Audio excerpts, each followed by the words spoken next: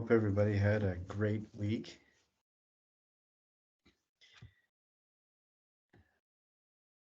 This recording or our meeting for this week, I didn't have an awful lot of questions about the last module. So this module, we're going to go over contemporary artists, and then we're also going to talk about the last leg of your journey, doing your research paper for your artist. I've gotten a couple questions about that on the module. I hope that people, if you asked a question, it's a good idea to come on to the Teams meeting so you can ask me in person. Um, and I would also recommend watching the Teams meetings and seeing if that can answer your questions. So sometimes if you email me a question before you get a chance to get on the Teams meeting, that gives me an opportunity too to be able to address them. So if nobody shows up today, I hope everybody watches this and most of your questions, if not all, are answered. When we were talking about contemporary art, we talked about the difference between periods and movements early over the last month or so. If you remember, a period is generally bound by a geographical location and is generally bound by a significant length of time and is generally confined to the things that are important to the culture within which that art resides. And the difference with an art movement is generally it's going to be less bound by geography. It's going to be the people that participate in the movement will be bound by common ideals. And it's usually going to be covering less of an amount of time. And it's instead of dealing with things that are important to the culture at large, these artists that participate in a movement or develop a movement will be addressing specific ideas, that relate to what's pressing in their own minds. Now, when we talk about contemporary art for this module this week, I think we're talking more about an art period. Contemporary means what's happening now, essentially. And when we look at contemporary art as opposed to traditional or medieval art, traditional medieval art we can think of as maybe more realistic, using materials that people use for an awful long time. When we talk about contemporary art, though, we're talking about many different media, many different kinds of things that people do, and many different subjects that artists address. And I think that the only thing that really unites how we think of contemporary art is that it's the period that we live in. And so that's why I think that contemporary art is more of a period rather than a movement. We look at art today. I'm sorry, the lighting on this is kind of odd. I don't know how to fix it. So hopefully you'll just be able to deal with it. When we talk about expectations of art, talk about people like my grandpa, for example, who thought if you couldn't whistle to it, it wasn't music. And if you couldn't see it out your window, it wasn't art. And if we think about more, or we think about art more through the lens of what we've carefully created over the last couple of weeks, about things like Impressionism, Dada, Cubism, Surrealism, and abstraction, then contemporary art deals with artists where expectations of art are pretty much out the window. It's very difficult today. We can see things that we will say, yeah, that looks like art, but then it'll be very difficult for us to define exactly what it is. And what I like about this module is that breaking open section deals with 6 contemporary artists that each do something very different from the others. And I think they're absolutely fascinating to look at. And as you look at that, think about whether or not you appreciate what they're doing, whether or not you think that what they've done is art, and see if you can describe what you're watching to somebody else. That will help you with your understanding of the tools of artistic critique as well. How would you describe what they do to somebody else? And in that process of describing, does it help you as you appreciate what they do? Does it change your mind maybe about whether or not what you see is art? The six artists that we're going to be talking about, even though they're each distinctively their own, they are pretty much a product of the world that was created through the efforts of the people that developed the art styles that we've, or the art movements that we've already been talking about. Impressionism took art away from realistic expression. The artists gave themselves permission to work on their own subject matter and explore and share how they thought about what they saw, as opposed to building something that they expected other people to understand easily. Painting strokes were more dot-like. Color use was a lot more creative and energetic, and the subject matters were very different than the traditional artists that had come before the Impressionists. We look at Dada, uh, that is where we're dealing with artists celebrating just the process and act of creation, as opposed to creating things specifically. Stuff doesn't have to make sense in order for it to be evidence of the creative process. If we look at the Cubists, they would deal with multiple perspectives, multiple snapshots of time on a particular subject and lay them on top of each other. And for some people, it's very difficult and very disorienting to look at, but it really informed the design that came later uh, through Art Deco and even closer to now. You look at some of the movies today, how people approach movies, they will show movies from multiple perspectives of people. We consider that theater 3,000 years ago, were very specifically confined to a particular moment in time in a particular space. And now I think the kind of expressiveness that we saw through the Cubists have given permission to people like filmmakers to do something quite different. When we look at surrealism, there's an awful lot of things that we see today, from advertising and cartoons even to many other things, where surrealism, like the landscape behind me, is a part of our life. It's what we expect. If anybody's seen the Star Wars movies, there's a lot of stuff in there that is very surrealistic, but without the surrealist movement, that kind of thinking would have been very difficult to come up with.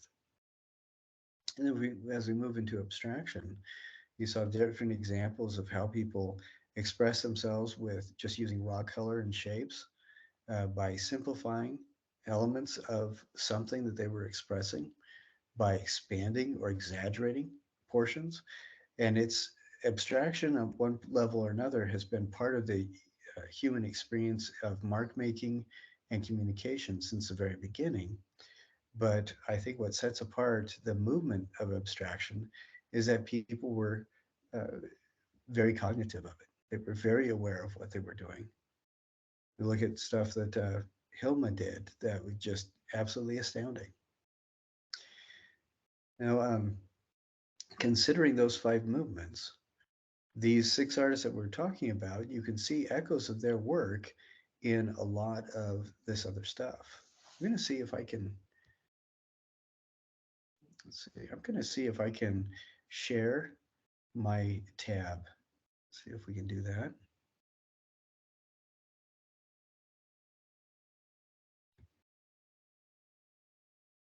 Okay. Now it looks like you guys can see this. This is the module that we're looking at. First, we're looking at, the first artist we're going to look at is Cecily Brown. Now, what's very interesting about her is that she was absolutely fascinated with the human form.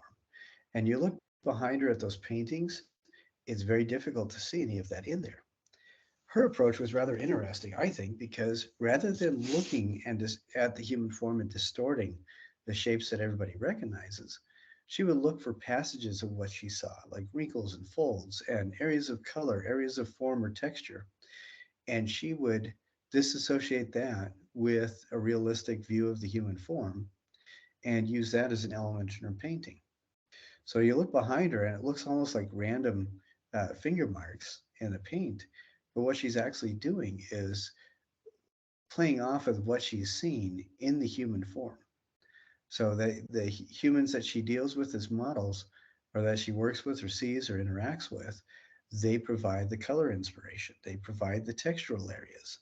So any of those spots behind her are generated from ideas that she gets from looking at a specific person or from people in general, which I think is just a fascinating way to do those kinds of paintings.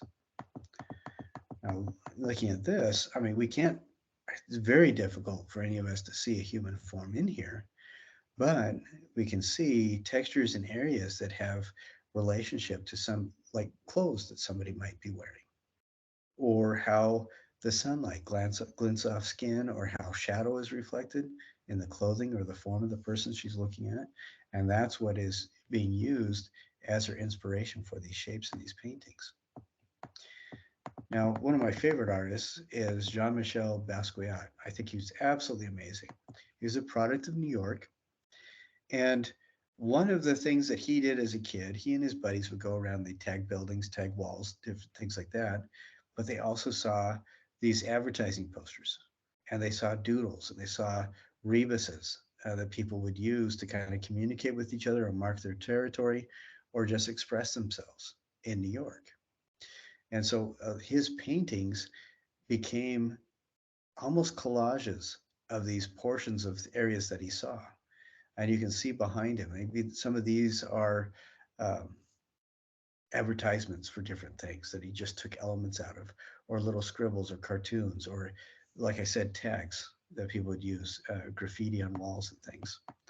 And I look at some of his paintings, he uses text, he uses, sometimes the text he will copy very close to printed material, and many times it will just be stuff that he's drawing.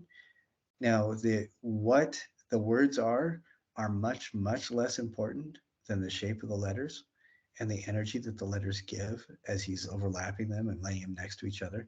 And you can see that there's a lot of shapes in there that are very similar to what Hilma used as well.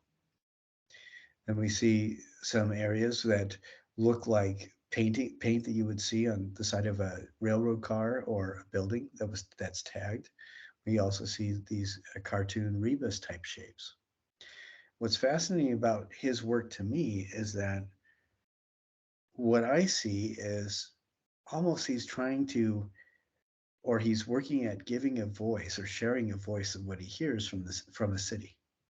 This is like when we look at regular paintings from most artists, we have a glimpse of what's going on in their minds. But I think what he's doing a bit is he's showing it what he thinks the city is thinking. And you can kind of see that in some of his paintings. I think that's absolutely fascinating. Look at this one. You have elements that remind us of bills that are posted for shows or advertisements or things like that. Maybe cartoons that people would write. Things from evidence of like parking meters, for example, maybe radio speakers that you might see in a city setting. And patchwork walls where people, maybe this is expressing where somebody half painted a wall and then walked away from it. Or in other areas, remind me quite a bit of graffiti that I've seen. And this is essentially a collage that he's making that express to some level the thoughts of a city. Another one of my favorite artists is a guy named Andy Warhol. He was, I've found in some of my research, I found evidence that there's a really good possibility he was a Rosicrucian, which is uh, basically a spiritual philosophy that deals with addressing ideas like uh, social justice and just even social self-awareness, with the idea that the artist has a conscience, and like Wassily Kandinsky said, one of the artist's responsibility is to speak for the things that can't speak for themselves. So I think from what some of the stuff that Andy Warhol has done, I think there's evidence for that. Now, he was very familiar with medieval icons, and medieval saint imagery and different things like that. And what is absolutely fascinating to me is one of the things that Andy Warhol did was take things that um, were ideas that kind of have replaced in society's awareness the position that things like saints held to our ancestors 500, 600 years ago. And so he would do that with celebrities. He would also do that with products where they were advertised so heavily, everybody expected them so much to be a part of their cognitive landscape that the celebrities became much more than ordinary humans in the eyes of most people. And I'm sure you've heard the idea of the cult of celebrity kind of thing, where, and it's that term is very specifically targeted to give you sort of a familiarity or connection with religious expectations. And what Andy Warhol would do with both Marilyn Monroe and then soup cans as well is he would present them in a format that's very similar to a simple iconographic presentation of a saint image.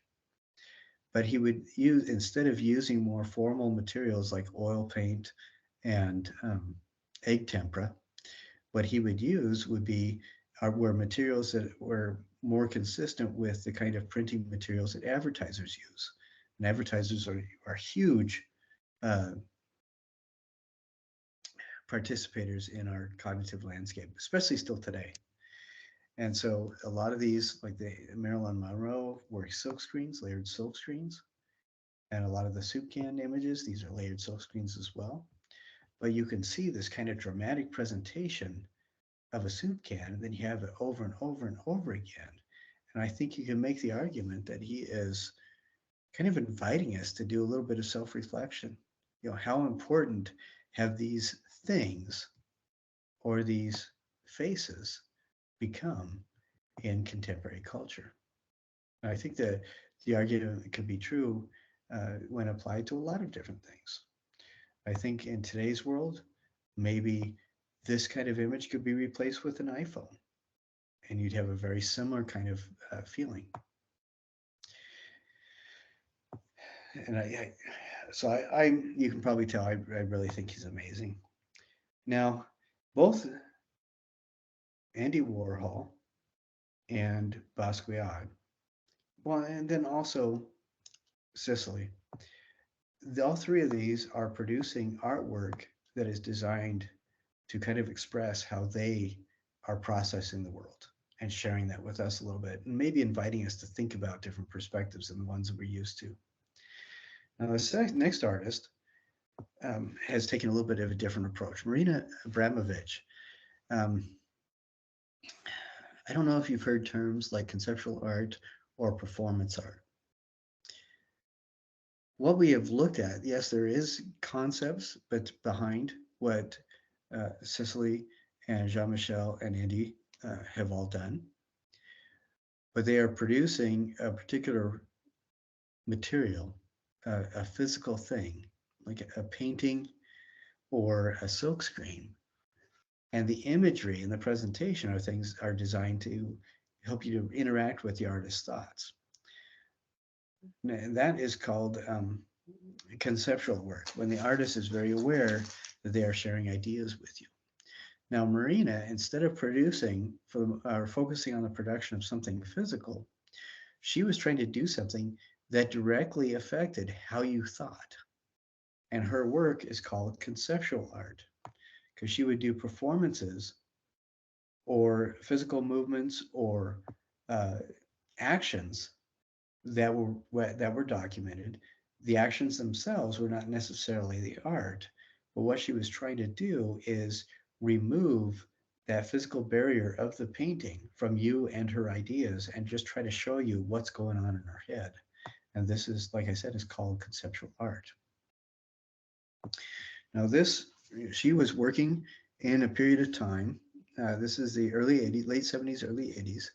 America is, and North America is still dealing with uh, the aftermath of the Vietnam War.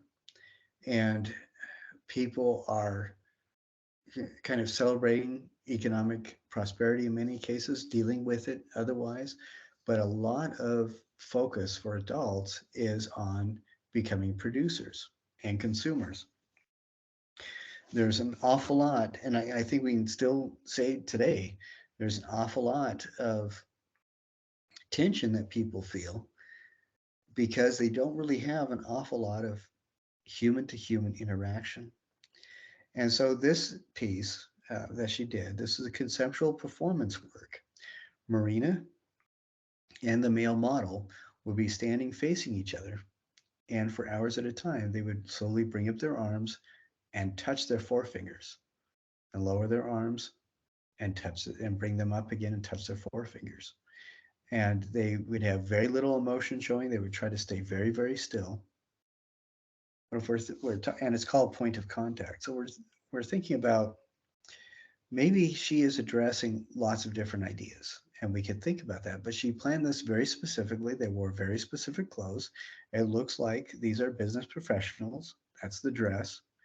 And they aren't really doing an awful lot to interact with each other. In fact, the only actual interaction that they have is when their fingertips touch. So how is this art? Well, that's when we get into the ideas of conceptual art. She's not producing a physical product that you can see. She's not producing anything that somebody like a painting or a sculpture.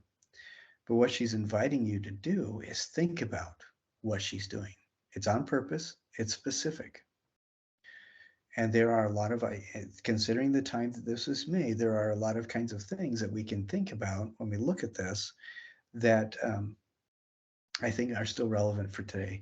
Now, this is just a snapshot of that process. The whole performance arranged in length of time when she did it multiple times, but it comes down to the idea of two people standing facing each other, slowly bringing their arms up, touching their forefingers, and bringing them down again. But as she's doing this, I think that she's inviting us to think about, yes, we are still human, but with our impact or our relationship with media consumption, with our relationship of giving up so much of our lives to work and maybe neglecting that idea of the work-life balance, maybe focusing on producing so that we can eat and live, gets away from other things that perhaps are just as important for us to focus on. This is a period of time in the US when divorce rates started dramatically increasing. I don't think people got significantly more or less selfish during this time, more or less socially aware, more or less giving in their relationships.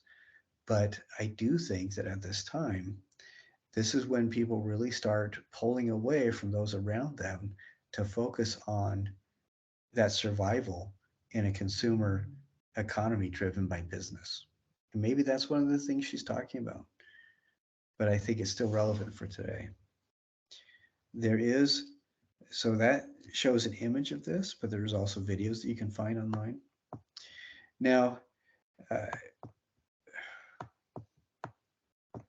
it was very important for her to address these issues of human interaction. And she would do that by presenting scenarios where, I'm sorry, I just picked my nose. I hope nobody saw that. That's terrible and disgusting. I didn't really pick my nose. I just scratched it, but it looked like I did. Anyway, she deals with images and activities that are directly linked to human interaction, like people close enough to touch each other, people coming towards each other, people moving away from each other. But that's the idea of showing some sort of a snapshot of human interaction. Now, in this, the person that she was working with was somebody named Ule. And what they did is there was a performance that they did where they started at opposite ends of the Great Wall of China and walked towards each other a little bit every day. They documented every step of the way, and they were getting closer and closer and closer to each other. And when they met in the middle, they got married. Now, we think again, we're talking about conceptualism, we're talking about performance art. if that is taken as a performance, and they actually did get married in real life, but if that is taken as a performance, we can start thinking about things like maybe she's saying it is really important for humans to interact with each other. Maybe she's saying it's worth the effort. But there are these things to think about. What is really amazing to me, here's a picture of them when they saw each other as their walk was coming to an end. But I think it's pretty remarkable that they spent so much time and energy to do this. And it took them about 3 months, but everything was documented. And if we think about the entire thing also as a performance, then it is pretty strong. It is, or it has several pretty strong messages about the importance of human interaction. So think about that. Now, Wolfgang Laib is another artist that I think is really remarkable. He was very concerned about uh, environmental justice, our relationship with the environment around us. He wasn't somebody that said all humans should be gotten rid of or anything like that. What he did was create environments for that were basically backgrounds for thinking, essentially. So he's a conceptual artist as well. He is producing a product, but he's not producing a product that necessarily functions entirely by itself like a painting would. He's producing a product that needs a context, and that context will be either provided by the viewer or him. But when we interact with the things that he does, they need a context. Now this was a huge room where I don't know if it was 20 by 20 or 30 by 30, but he covered a huge section of floor with sifted pollen. That's all pollen that he collected. And let's see if we can find it. I think there's a picture. Yeah, here we go. So think about how little pollen there is on flowers and plants and things like that. And this is an entire huge area, square, that he covered it completely with pollen. Now, if we think about just coming off of Marina Abramovic's work, where it was almost entirely conceptual, we look at this and we see something. But as we start thinking about what is the context, knowing that this is pollen and it's a huge area of pollen, then and knowing that he is concerned about the biosphere and about the living world, then what kinds of ideas do you think he is inviting us to investigate in our own minds? I don't think he's trying to make anybody feel bad or anything like that, but I do think because this is pollen, we start thinking about the ecosphere, the ecosystem. Honeybees, they're in danger now. Honeybees are primarily responsible for pollinating plants so that they can germinate. Pollinated plants continue to grow and reproduce, so we get oxygen in the atmosphere. They also help clean up the air and other things like that. Maybe there's questions about how are we being good stewards for the plants and the animals around us? Are human beings paying attention to the earth and how we should be responsible for continuing the lives of the things around us? Uh, when we interact with the environment and build a subdivision, are we displacing the plants there somewhere else? Are we, when we are growing gardens, is that a good thing? I think it's definitely a good thing to grow gardens. As we take care of the things around us, as we interact with the things around us, these kinds of questions, he's not trying to make a statement to tell you to think a certain way, but he's producing something to generate concepts in your mind to actually think about and to help you develop a relationship with the pollen on the floor somehow so that you can uh, perhaps even create your own narrative about it as you try to develop some sort of a context for understanding. But this took him a long time, as you can imagine. And he did many other things too, but I think that that's pretty remarkable. Now, this guy is my favorite one in the group. Anatsui is a Ghanaian artist. He's absolutely brilliant. When he first started doing what he does now, he was walking around in the field, and this is in the middle of Nowheresville, Ghana, and he found just a trash bag in the middle of this empty field. So he walked up to it and picked it up to go and throw it away properly. And inside were just a whole bunch of, in Ghana, they, instead of milk in cartons or bottles, they come in cans. And what he found inside this bag were a whole bunch of milk can lids. And that got him thinking. And now, if you see it behind him, those tapestry looking things on the wall, what he does is basically collect garbage. These are beer cans, pop bottle lids, milk can lids, but they are essentially things that are somebody else's trash that he puts together. He gets volunteers and he hires workers to put these things together and lace them together so that even though this is metal and it's garbage, when it gets done, it makes these gigantic tapestries. And they're hung different ways in different museums. So each show is completely different. But this may very well be 6 feet tall and 8 or 9 feet long. And some of the things in the video that I'm sharing with you guys, there are some of these that are maybe 20 feet tall and 30 or 40 feet long.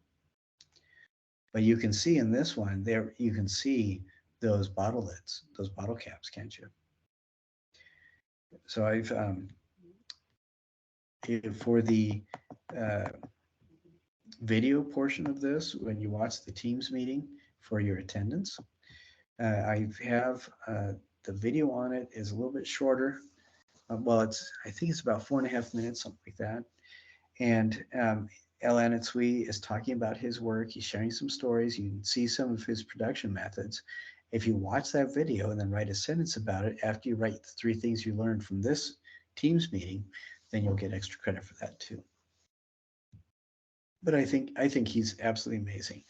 He is taking what people just discard and don't even think about, and he is building it into these remarkable, huge structures.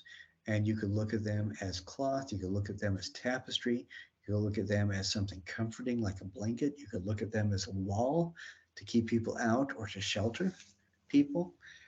He doesn't tell you what to think, but what he is doing is showing you that people can have the power to take things that are discarded and produce something magnificent. And so I think he's pretty amazing. I'm gonna stop sharing and knock that down. Let's see if we can find. All right, here we go. I'm sorry about that, a little bit of a delay there. What is amazing about this kind of thing is that each of these 6 artists, they are contemporary artists, their styles, what they produce are very different from each other. We looked at 2 conceptual artists, we looked at several painters, and Anatsui is a sculptor. So very different media that all these people are doing. And the point is that contemporary art is stuff that addresses issues today done by artists that live today or live within very recent memory. And the issues that they deal with are still incredibly relevant. They're not bound by a specific medium that they share or a specific style that they share. What they're bound by is the time period that they live within. So I want you to think about that. When you do your reflection on this, go through that, revisit it, think about it. And what I want you to think about is each of those artists, is what they did art or not? If it's art, can you explain why?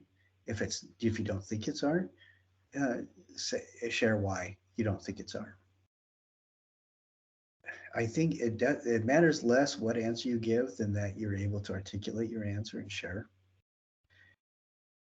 These are things that I think it's important to be mindful of everything that we've looked at through the term up until now.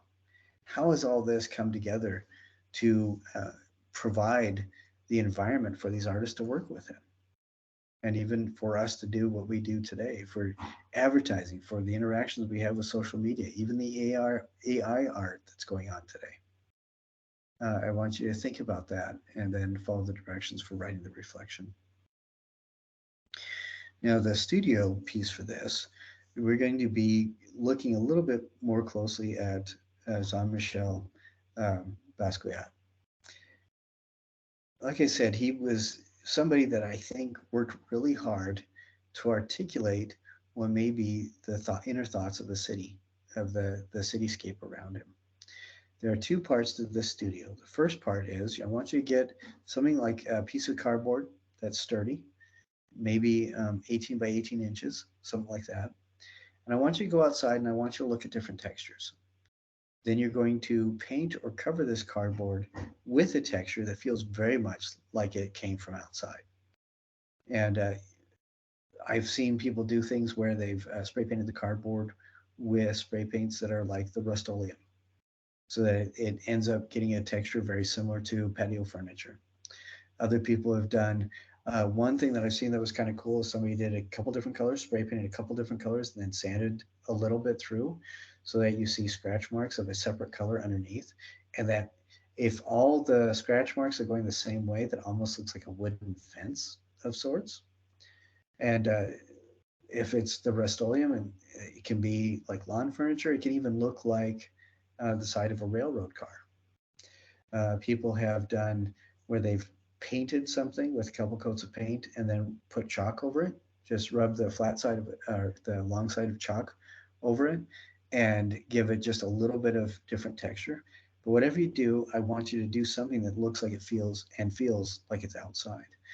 You could also take bark off of wood that's no longer growing and maybe spread that out and glue that on a piece of cardboard so it looks like a large flat section of trunk. Another thing you can do is get spray glue, spray that all over the cardboard, and then put the cardboard upside down on like a dirt trail or something, so that the dirt and tiny pebbles are stuck to the cardboard, but then it will look almost like the ground. If you do this where you spray paint the cardboard first with something like a red or a terracotta type color, and then you spray it with the spray glue and sprinkle dirt all over it, then it will look very much like the landscapes that we see out the window every day, or looking like it's related to that. So I want you to think about that, think about different ways you can do that, give texture to the cardboard, but you're making a flat surface that feels like it belongs outside. Then you're going to watch the video about wheat paste art, and then you're going to follow the directions on that and make something of a collage using elements that you make yourself, kind of like the Basquiat paintings that we saw. And you can do, you can write text, tear off the sections where you write that, where maybe even letters over and over again, tear those off, glue them down, do other drawings that you tear out and put down, maybe even spray paint directly onto the cardboard that you've made with shapes and things like that. But I want you to get involved with it a little bit, and I want you to make it look like it would belong on a street somewhere. You're making essentially street art. I know a couple street artists. One of my favorites is El Cid. He was on the list of 85 artists that you got. El Cid is a calligraphist. This was a word that he coined himself, but he's a classically trained Arabic calligrapher. And he would go into rundown areas, get permission from the property owners, and then do uh, calligraphy using spray cans on the walls of abandoned buildings, essentially. And he started doing some really spectacular stuff. And then several years ago, he was hired to do this on the exterior of a mosque in Tunisia. If you look up El Cid and Tunisia, you can find videos on that on YouTube. But something that is street art, and has its roots in traditional tagging, like graffiti, but the way that he did it, it absolutely beautified the environments that he worked in. So that's the studio portion. Now, the other thing is, I mentioned earlier, you're going to be doing the last leg of your research project that you've been going on, touching on all throughout the semester. In modules 3, 6, and 9, those were the modules where I had you do a little bit of research. You picked an artist, you found several different sources that you could look at and learn more about the artist, and you did your annotated bibliography. Right now, for this, the last leg is you're going to be making a PowerPoint. In the module, the directions for the PowerPoint are right there. There is a video that walks you through how to do it. And there's a couple of links where you can see PowerPoints that other students have done. Now, most of those are going to be a little bit longer, but I'll walk you through what the typical PowerPoint, how to do it. I'm going to do the share a screen thing again. So give me just a second here. Okay.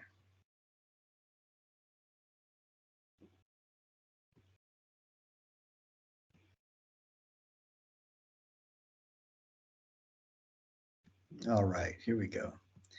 Now, if we look at this is this slideshow, the PowerPoint slideshow that I made when we talked about trees and abstract art. See that? If we go up here, if you open your PowerPoint, and as a student of Utah Tech, you have access to Microsoft Office, and PowerPoint is one of the programs in Microsoft Office. We go up here, we look, after you've made your slides, and I'll talk about that a little bit, you can go over here, and on this, you can record. You just need a speaker on your computer, and then you can record a voiceover as you talk about each of your slides. For this project, what you're going to do, and I talk about this specifically in the module, you're going to have 5 slides, so just pretend that the first 5 are them. The first one is going to have your artist name. That's where you're going to introduce your artist. You can have an image of your artist and or a piece of their work. The second one, you're going to have another piece of their work, or maybe images in their studio or something. Third one, same kind of thing. Fourth one, same kind of thing.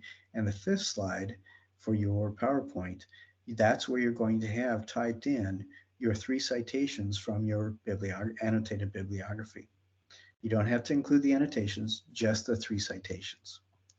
So the first slide, you're going to have the name of the artist, and when you record it, after you may, and so you'll have the name of the artist, so you can introduce them on the first slide. The second slide, you'll show some of their work or a picture of them, and you can even reference your first annotation.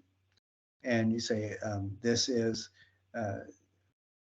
the artist so-and-so, this is their work from this time, this is the title of it. And then you're going to use the 4 steps of artistic critique to talk about the artwork. That is, describe, analyze, interpret, and evaluate. So you're going to share your description of it. You're going to talk about how you think they made it. You're going to share what you think it means, what you think they meant when they did it. And then you're going to talk about whether or not you like it and if you think it's successful. Then you're going to go to the third slide. Your third slide is going to be the same kind of thing again. You're going to have another piece of artwork by the artist, and you're going to talk about that using the 4 steps of artistic critique. The fourth slide is going to be another piece of artwork by the artist, and you're going to again use the 4 steps of artistic critique to talk about it. And then your fifth slide, you're going to say, these are the sources that I did. The first one, and you can even read off of your annotated bibliography, but on the slide, you're just going to have written the 3 citations, all right? And how to record that, after you've made your 5 slides and you have a pretty good idea of what you want to say, what you're going to do is go up to the top here where it says File, Home, Insert, Draw, Design. The 9th one over, it says Record. If you go to that, make sure that you have your speaker and your microphone working, and you're going to just make a video. You'll say from the beginning, and it will start showing the slides from the beginning. And then you will talk about your slide, take about 45 seconds is all on your first slide. Hit the button to the next slide, talk about that for about 45 seconds. Again, using the 4 steps of the tools of artistic critique. You'll click to the third slide, talk about it again, do that. And then when you get to your fifth slide, you're going to talk about your 3 sources. And then you, at the end, you're going to say, I hope you enjoyed my presentation. And then you're going to stop recording it. After you recorded it and after you stopped it, you can save, you can export it to video. And when you export it to video, I don't know if we can, I don't know if you can see the screen still. You probably can't, but it gives you an option to save it as an MP4. And when you save it as an MP4, then that gives you a video file. That video file, you can either turn that video file in for the submission, or you can upload it to, if you have your own YouTube channel or you have your own Vimeo channel, you can upload it to that and then send us a link. And again, I have access for you in the module description for that assignment, where you can see examples of what other people have done. Now, I've had several times over the years, students were not able to get the PowerPoint stuff to work. 99% of everybody can. It's not that big of a deal. If you need additional help, go to YouTube and do a search on how do I record a PowerPoint video or a PowerPoint slideshow as a video. And there's lots of different kinds of videos that you can find that walk you through the whole process. If it doesn't work, you also have access to Teams. What you can do is set up your own Teams call. You don't have to have an audience or anything, but just like I'm doing right now, what you can do is have those 5 slides that you've prepared. Turn on your Teams meeting, then hit the record button, go through the slides and talk about each of them. You're going to, up on the top right-hand side, next to where your little icon is in your Teams window, there's a little button that says share underneath a white rectangle with an arrow on it. You'll hit that when you start recording, or even you'll hit that before you start recording, so nobody needs to see your face if you don't want them to. And when you hit share, it'll give you different options, and you can open up the program or the file that you have your slides in, and then start your recording as you start sharing your slides and talk about each one in turn. So that's another way that you can make a video. When you're all done, you turn off the recording.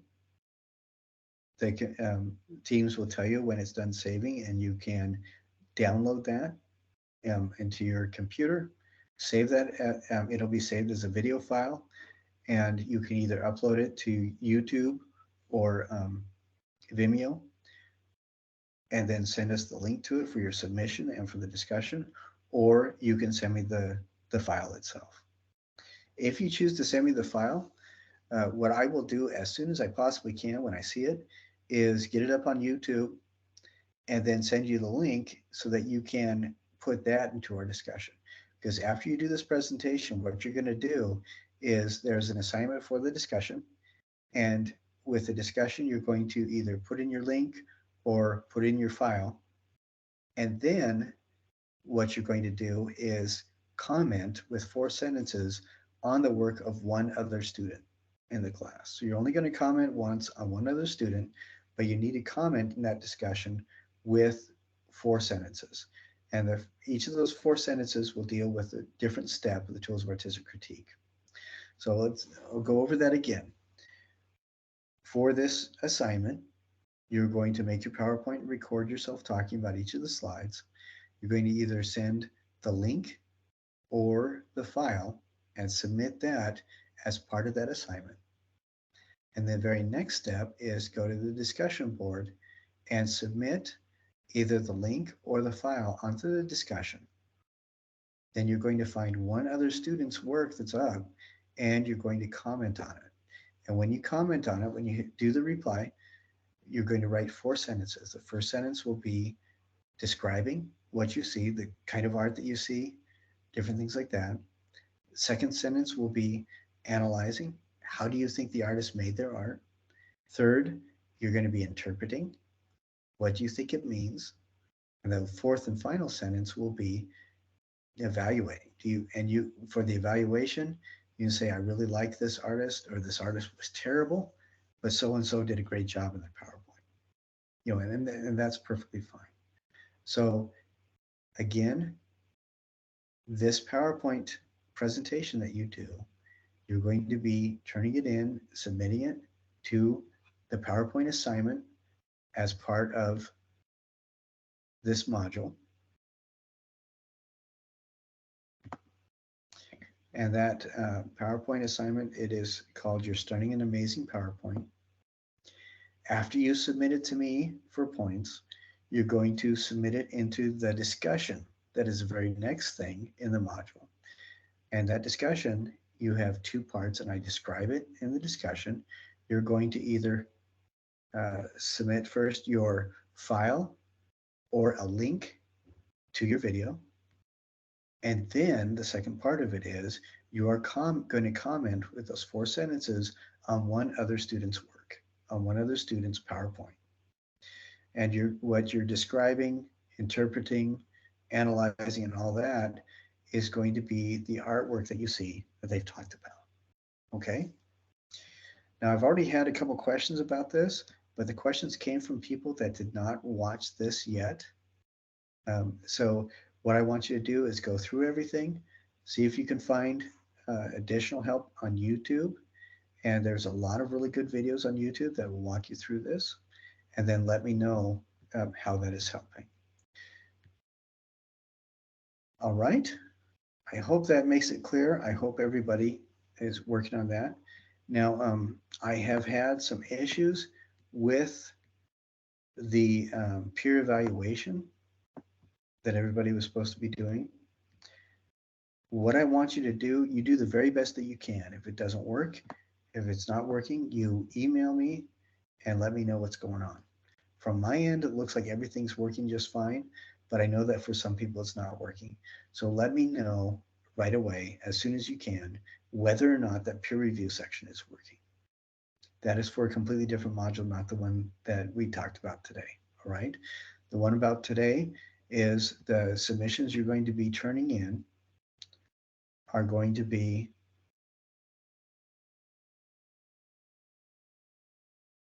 your written reflection about contemporary art and what you learned. Your studio street art is which you're going to be making.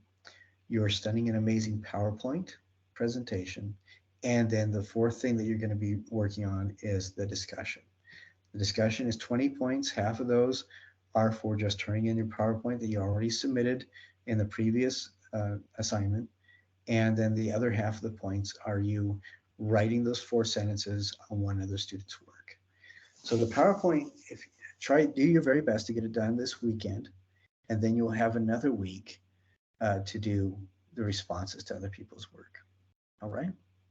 I sure hope everybody, this has helped everybody to get a better understanding of what contemporary art and the different kinds of things that we can do in contemporary art. And again, you will get extra credit if you watch the Anatsui video. And in addition to the 3 things you learned from today's Teams meeting, you write a sentence about Anatsui, then you'll get extra credit for that too. Thank you so much. I look forward to visiting with you guys next week too. We'll see you later.